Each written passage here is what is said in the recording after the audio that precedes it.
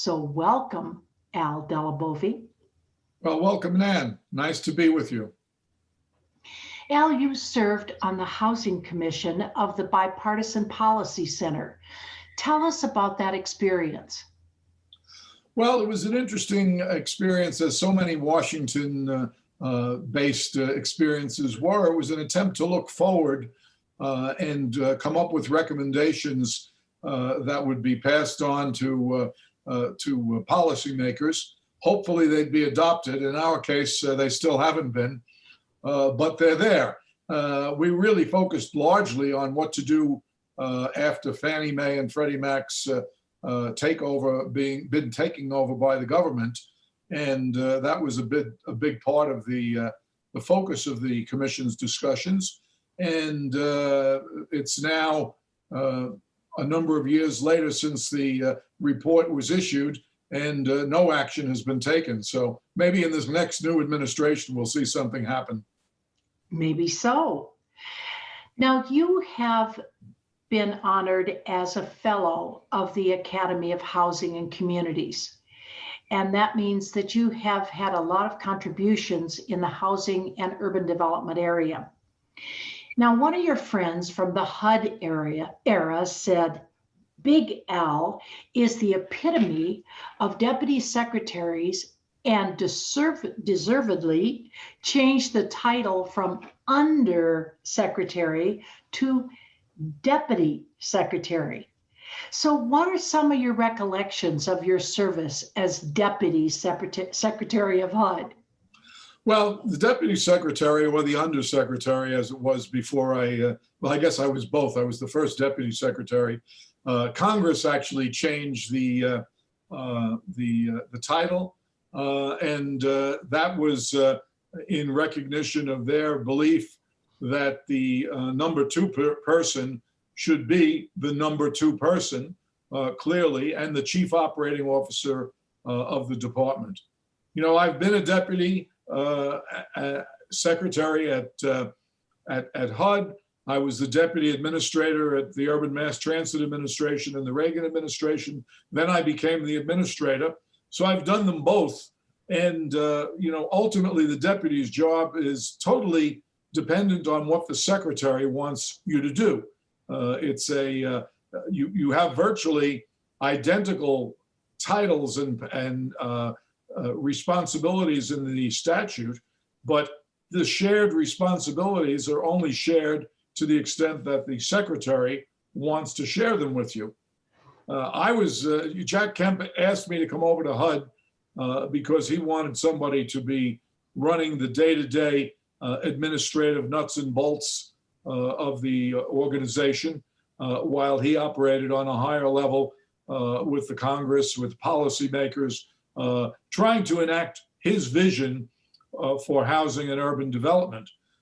So I guess that was a very powerful role that I had, but that was always because Jack Kemp allowed me to have that power and act on his behalf in many things. I never, you know, I always recognized that he was the boss and I was just the chief expediter, if you will. Well, you may say chief expediter, but that's a very big role. And we see a lot of housing authorities, the bigger ones, doing the same kind of thing today, that the person at the top may be the person who has the communication with the politics of running the organization.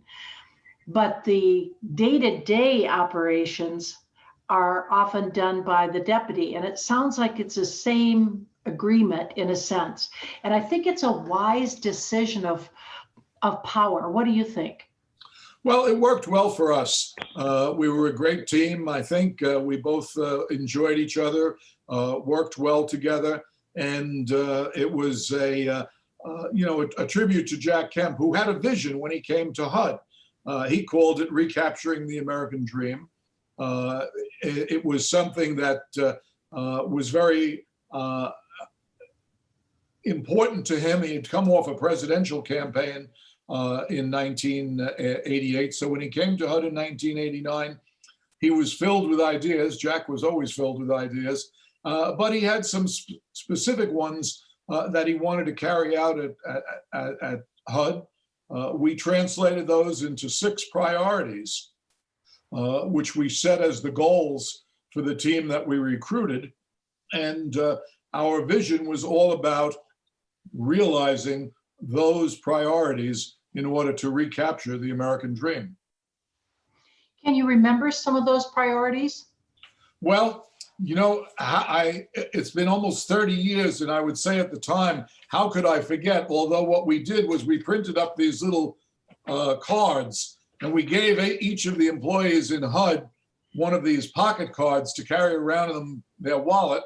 We had posters made up that were all over the place, particularly in the cafeteria on the checkout line, so people knew what they were. And I will say that I have to read them now because it's been a while. I used to be able to snap them right off at the top of my head. But the first was expanding home ownership and affordable housing opportunities. Making housing more available and affordable is what that was all about. Secondly, we wanted to create jobs and economic development through urban enterprise zones. That was a pet project that Jack Kemp had when he was in Congress, worked on it very closely with Congressman Charlie Rangel, and has now been realized recently in the Opportunity Zone legislation that Senator Tim Scott of South Carolina enacted recently. Third was to empower poor people through resident management and home ownership. And this was all about the public housing programs in the United States. And it was Jack's vision that if we could turn those programs over to the people who lived in them, we could empower them and provide better housing that they would ultimately control and own. So that was empowering through resident management and home ownership. Fourth was ensuring fair housing for all. That was to operate through our Assistant Secretary for Fair Housing. And then we had the fifth was to help make public housing drug-free. That one was added when Jack made a tour of a number of public housing projects around the country and noted that one of the biggest problems facing public housing then, and I'm afraid to say it's still there today, was drug abuse and drug addiction. And cleaning up the public housing was one of our goals. And then finally was to end the tragedy of homelessness. So those were the 6 priorities. And for each person that we brought in on the Kemp team, the assistant secretaries, the deputy assistant secretaries, I would meet with them as part of the interview process and lay out those priorities. So we had people planned and tuned to know that this is what we were about. You know, there are a lot of things you could do if you had a job at HUD, and certainly some of them were very worthwhile. But we wanted to focus on these 6 items because this was Jack's agenda for recapturing the American dream. And that's good advice for any leader, because often people don't know exactly where that agency or company is going. And when you don't explain it, then obviously it may not go in the right direction. So by giving them those little cards that they could take with them every day and having the signs, it reminded them, I assume, this is what's important in the agency right now. Yes, and you know, it's interesting. Originally, we had 5 priorities. Jack talked about 5 goals when President Bush, then President-elect George H.W. Bush, appointed him. And Jack set out these 5 goals. And then after he toured the public housing when he was secretary, he came back and said, I want to add a 6th one. Can I do that? I said, Jack, you're the boss. You can add as many as you want. But just remember this. If we get beyond 6 or 7, we're not going to get anything done. What we need to do is have a manageable group. So we agreed that 6 would be it, and had hoped that if we accomplished any one of them completely, we could knock that one off and add another one. The big surprise came when we found all these scandals at the department, and we ended up with an overarching goal that we had to do first, which was cleaning up the mess that we inherited. Well, let's talk about that a little bit because this question is from Joe Ventrone. And he asked for you to tell us about the HUD Reform Act and how much time you had to clean everything up.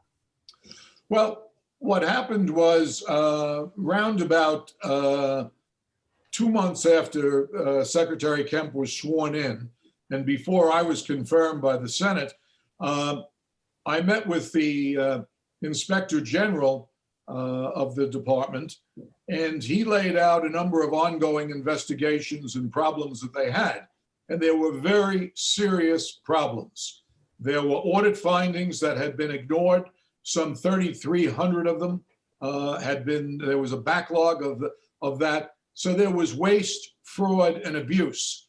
And it became very clear that we wouldn't get to do anything on our 6 priorities if we didn't clean up the mess.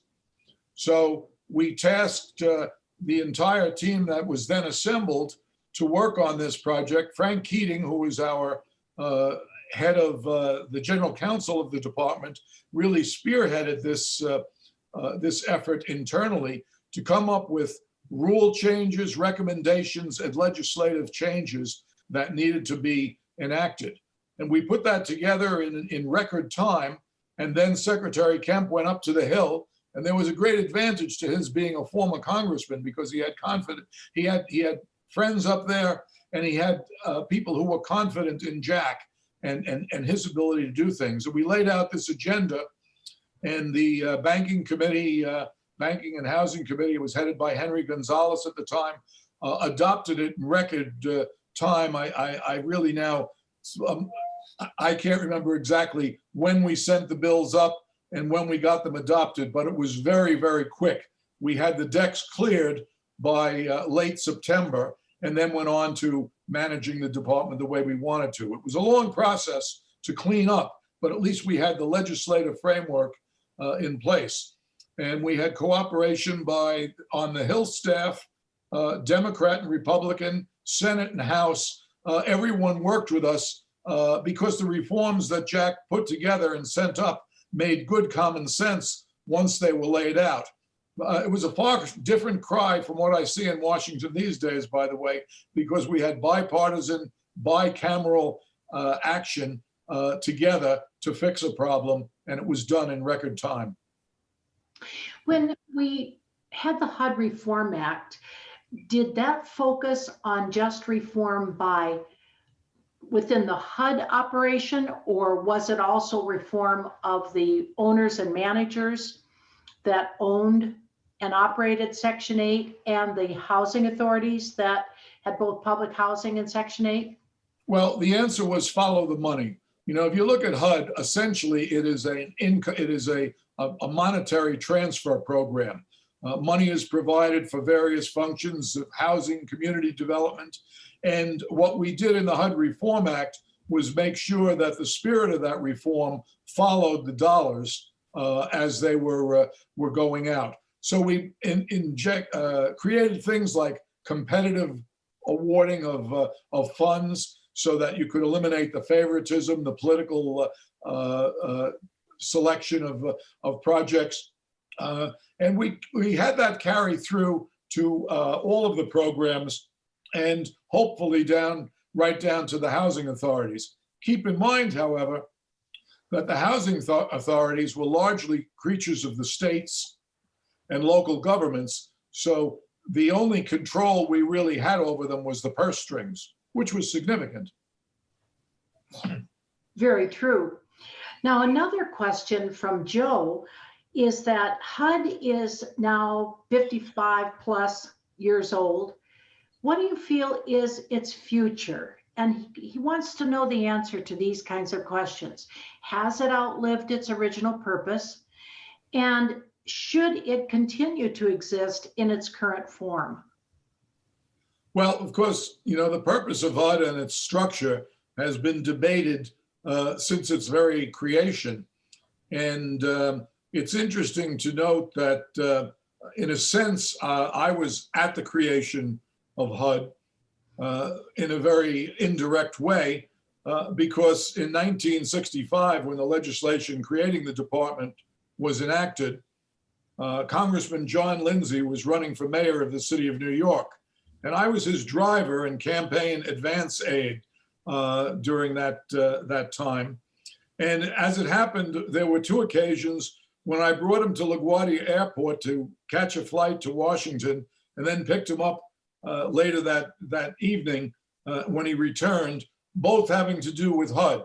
One was for the vote in the House for the creation of HUD, and the second trip was for the signing into law of the act that was passed by Congress. And as it happened, since we weren't campaigning those days, we were alone in the car both times. So it was 4 trips to LaGuardia where we spent the time talking about HUD and what it was. And I was a 19-year-old skeptical student of public policy at the time. And I had some very strong views, and I wasn't shy to express them. Congressman Lindsay, on the other hand, had very strong views as well. And we talked about that on those trips and also at other points during the campaign. There are issues about the creation of HUD that were present then and that are still present now. One of them was, for instance, should the FHA, the Federal Housing Administration, be part of the department or not? And now you might say, well, of course you would put the FHA in a Department of Housing and Urban Development.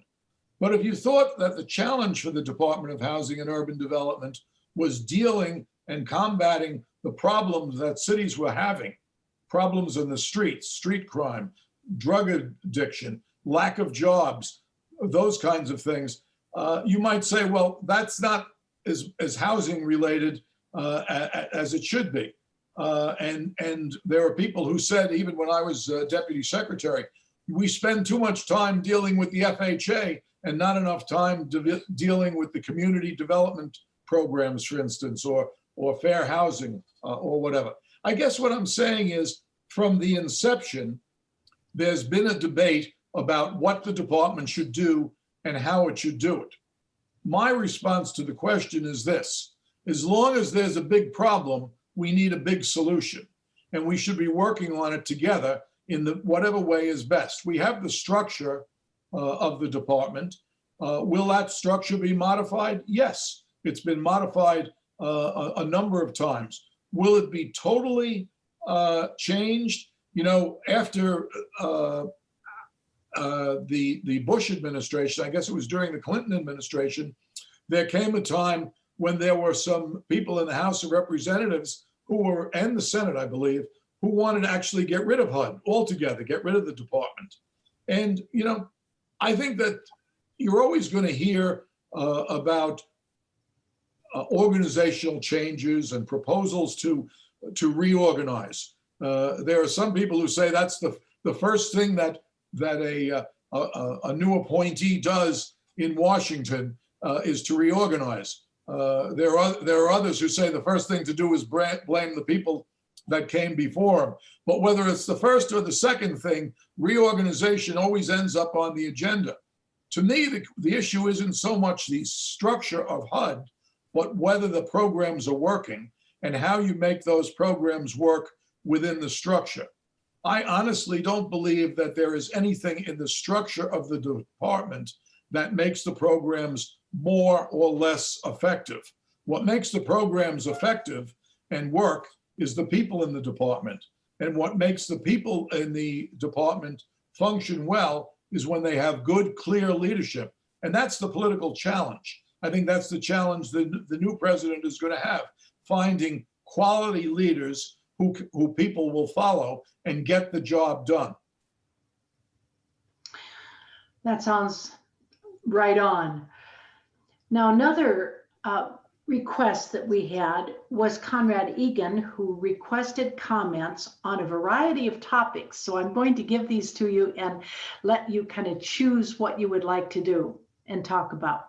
I hope I live long enough to be able to answer all Conrad Egan's questions. One is he wanted your comments on Fannie and Freddie, on FHA and Ginnie Mae, on public and Indian housing, and the Community Reinvestment Act. So any of those you would particularly like to comment on? Well, Fannie and Freddie, I think I already touched on this when I talked about the bipartisan housing commission. They are hybrid organizations. They're neither fish nor fowl. They're private sector, they're government sector. There's going to be, I think we know this. There is a need for housing finance in the United States. There always will be. There are 3 government-sponsored enterprises that are principally involved in that. The first and oldest is the Federal Home Loan Bank System. The second is Fannie Mae. The third is Freddie Mac. And then coming up the rear, there's actually a fourth, and that's the Farm Credit banks. So all of these organizations were created by the government to assist in providing financing. And there's a role for each of them. And sometimes they get tangled up with each other. Sometimes they get tangled with other programs. I think there's a need for Congress and the administration to sort this out. One of the dangers that I see happening, and it happened over the years, is that Fannie and Freddie become too big and too strong and too competitive with the private sector. And they use their government charter and the benefits that come from the government to crowd out the private sector. And the net result is there's less lending instead of more lending. So I think what we need to do is make sure that lending is made available to those who need it, and that it's always available and flowing nicely. Conrad also asked for your comments on the effectiveness and improvements you might suggest for the Federal Housing Home Loan Bank's Affordable Housing Program, where it requires it to contribute 10% of earnings to the program. Well, the Federal Home Loan Bank Affordable Housing Program has been one of the great success stories in housing in the United States. And it's been operating since 1990. It was authorized in the FIREA legislation in 1989, and it's been totally scandal-free. There's no other program that works as well. But it's a public-private partnership, and the programs are tailored by each of the banks to meet the regional needs in the communities they serve. There are really 2 components. There's a general competitive program, which meets all sorts of housing needs. And then there is a mortgage assistance program that goes directly to individuals. The first goes to projects, nonprofit organizations that are sponsoring housing projects. The second is a mortgage assistance program, basically providing down payment and closing costs to families who need that. So they both work. They work well, and they continue to grow as the profits of the home loan banks grow, because, as you mentioned, the amount of money dedicated to this is 10% of their profit. You wrote an article stating that repealing the mortgage interest deduction would yank the safety net from millions of Americans, not just the rich. Would you give us your thoughts on that? Well, I think, and as I said in mentioning Secretary Kemp's plan to recapture the American dream, promoting home ownership is a very important part of that concept. I think it's a goal that all Americans share, because almost everyone wants to be able to have the opportunity at some point to own their own home. So the question is, how do you accomplish this? How do you achieve this? And one of the first things that a family has to do in order to get into home ownership is accumulate down payment and closing costs. That's a pretty steep climb. Then they have to be able to make the monthly payments. And so if they have a tax advantage, a benefit in the form of tax deductions for the mortgage credit, they have an incentive they get a better deal. They get a cheaper price in their cost of housing. So to me, that's very important. That is an essential part of the American dream. A lot of people in the subsidized housing field have pointed out that everyone really gets a housing subsidy if they're a homeowner, because basically the tax implication allows the subsidy. Well, there's no doubt about it. It makes home ownership more attractive. And it goes beyond home ownership, though, because the fact is that families who own their own home have part of that's a principal tool for accumulating wealth.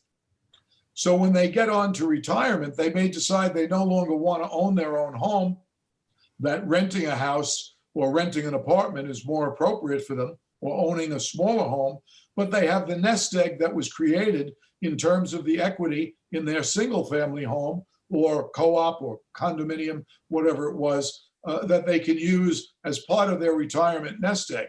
So it's a win-win for people all throughout their lives. And that's why I think it's very important that we encourage people to own their own home if that's what they want to do. And the tax benefit is a big, significant encouragement. Several of our guests have talked about the restrictions that were placed on African American families not being able to purchase a home in certain areas, and actually were deed restrictions, and then of course redlining, and that has been a big factor in the creation of wealth for African American families. Do you have any thoughts on that? Well, first of all, redlining and those kinds of deed restrictions are horrible things. They're totally un-American. They should never have been allowed. I would also point out, though, and it's interesting, that the very term redlining came from the federal government, because the FHA used to draw red lines around certain communities where they would not lend. But regardless of who draws the red lines, the idea of a red line is not an American concept. It's not acceptable in America. And whether people are black or white or yellow or whatever, the fact is that people who can't afford housing and can't get into home ownership are disadvantaged. So I think we should be working whatever way we can to break down the barriers. And there are a number of them. One of them, as I mentioned earlier, is down payment and closing costs. And that's why the federal home loan banks came up with their programs to assist with that. There's also the cost of land and the local regulations, the cost of building on that land. I think local governments are very, very, how can I put it? Local governments could be very, let me be like Jack Kemp. I won't say what they didn't do. Let me say what they could do. What local governments could do to make housing more affordable is to eliminate barriers in building codes, barriers in zonings, barriers that make building a house for a first-time home buyer more expensive. That's a challenge local officials need to take on. Now, back in 2013, there were articles on lowering the deficit and balancing the budget.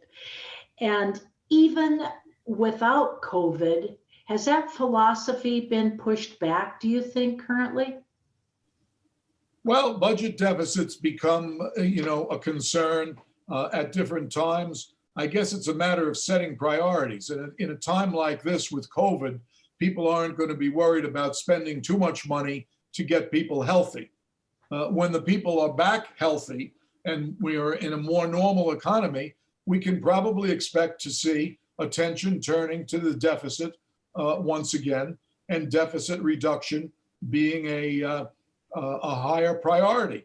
I read an interesting article just recently, which said that deficit reduction was high priorities in the Clinton and Obama administrations. Now, generally, deficit reduction tends to be a Republican concept. It's a program that Republicans used to be associated with. If Obama and Clinton are for it, well, that's a change. It's just, it's a balancing act. If the government has too much debt, obviously there's going to be a need to reduce it, because somebody has to pay that debt. And the ones who get stuck with the bill are the people who aren't yet born but will be paying taxes. True. Considering the variety of roles you've played, what were some of the biggest challenges you faced? Well, I don't know. At the time, every challenge seems big when you're tackling it. I think that certainly the HUD reform mess, the mess that we found that led to HUD reform, was a very big challenge, mostly because it was a surprise, but we worked on it. Getting people who have different views to move over to your viewpoint is always an ongoing challenge. I think one of the reasons Jack Kemp was so good at what he did was that he always looked to how he could bring people onto his team rather than divide people.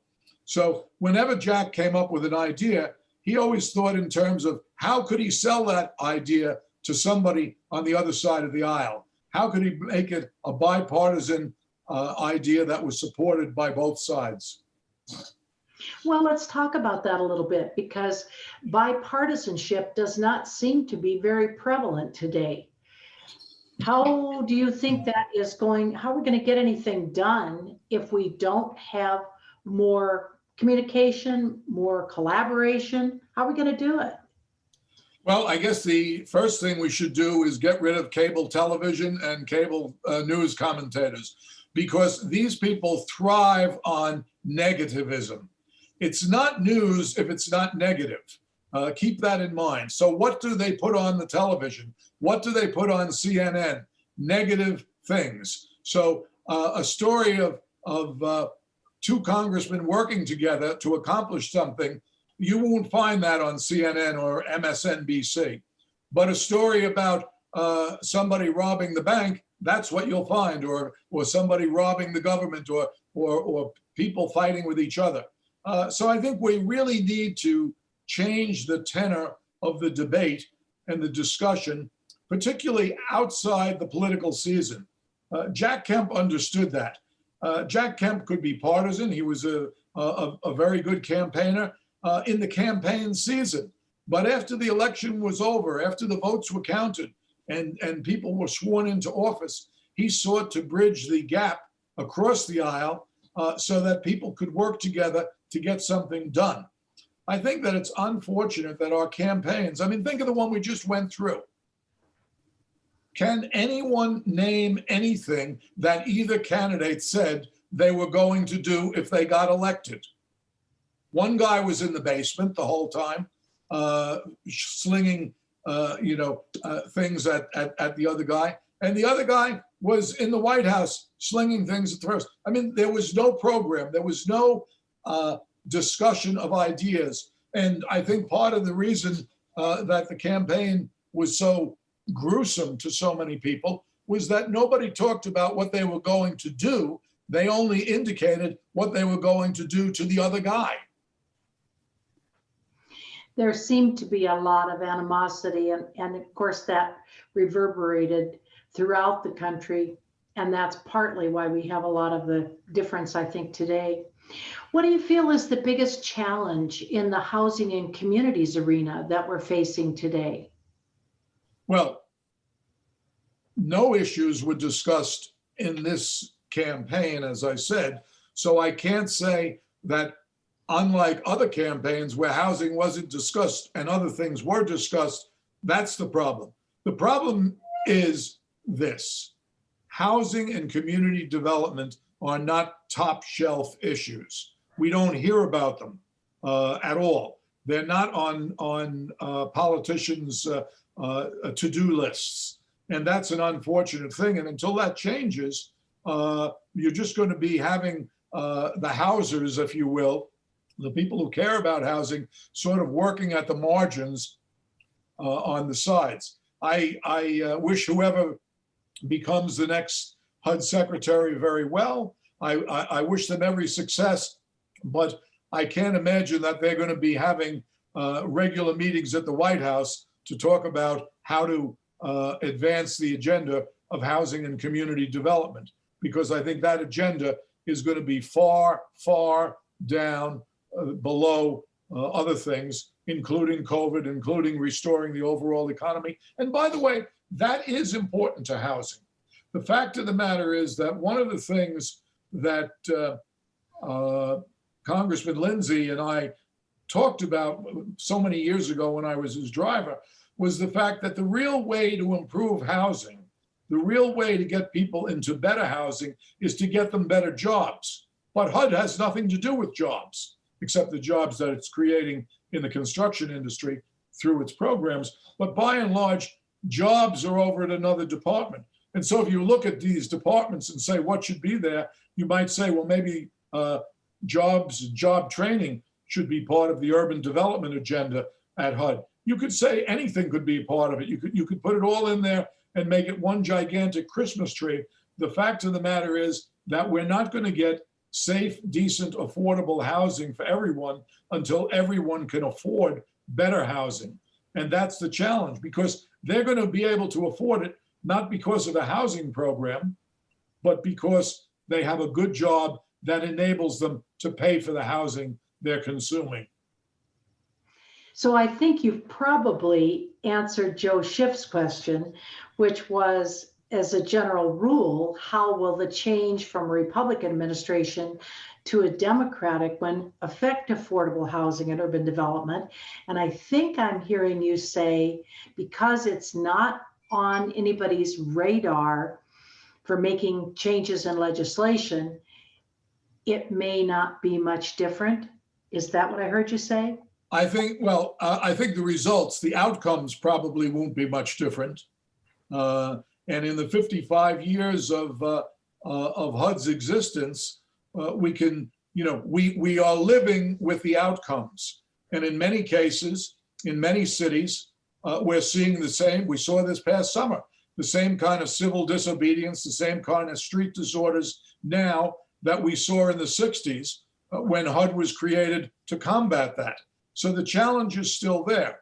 I think we're going to see and hear a lot of lip service from mayors who and local officials who are Democrats probably about this, but we may not see too many results because the fact of the matter is there are major priorities that always seem to come ahead no matter what happens at HUD. So Al, what do you really feel then is your legacy? Well, I'm not one to spend time on my legacy. I would say this: if anything, what lives on, what carries on from my public service, are the people that I mentored, people that I brought into the government, people that I helped advance in the government. You mentioned Joe Schiff, a great pick that we made for public and Indian housing, who's made a great contribution to the housing industry long after our time together at HUD.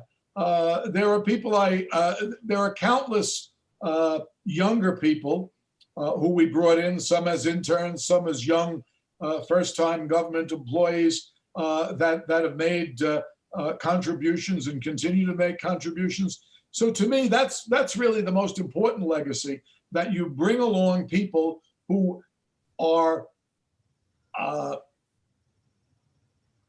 can I say it? You bring along people who believe in the mission that Jack Kemp set. Bring along people who want to recapture that American dream. Lord knows we're always going to have challenges and opportunities. There's work to do. The question is, who's going to do the work? And if I look for a legacy, or what I would point to as a legacy, I would say that the people that we appointed, the people that we brought in, the people that are still toiling in the vineyards, this is the legacy I most value and cherish. Well, it's been so interesting to talk to you and hear your thoughts on all of these areas. It's from somebody who lived it in the middle of it and made big strides in so many different areas. Do you have anything you'd like to add? No, it's been an interesting journey. I was thinking as I was preparing today, one of the things I used to do when I was deputy secretary at HUD, when I went out for lunch, I would always come back a different route through the building. So our offices were on the 10th floor. Sometimes I'd get off at the 6th floor, the 5th floor, the 4th floor. I tried, and I think during the time I was there, I managed to get off at a different floor from a different elevator and go back a different route to my office every day. And I met a lot of people. I met a lot of people that a deputy secretary would never before have met. I also saw a lot of parts of HUD that didn't get viewed by the secretary or the deputy secretary. And it was an interesting experience because every day when I'd walk back on the days again that I had gone out and I'd walk through these areas, I found a very dedicated workforce, people that were toiling very hard, doing sometimes very mundane things, but they were all making a contribution to our overall goals and agendas. And that's something that's, I think it's often overlooked when people look at that big concrete building on L'Enfant Plaza. There's a lot of people in the building. People think about the secretary and the deputy secretary and the assistant secretaries and the most visible people, but there's a lot of people who aren't visible who make things happen, and they do it well every day. Well, I've been in that building many times, and I can see where you could just get lost. So it was great that you did the walkabout, the management walkabout, because I think that's the only way you really find out what people care about and how your employees are faring. And I did have a guide. I learned to have a guide because I ended up a couple of times in closets, not knowing the way out. So I did learn that I would get somebody to Michael Jacobson, my chief of staff, would meet me, and he had scouted the way and led me through the maze, because it was a maze at times. And he would have said, "Where are you now in the building?" Thank you so much. It's been great talking to you. Thank you very much.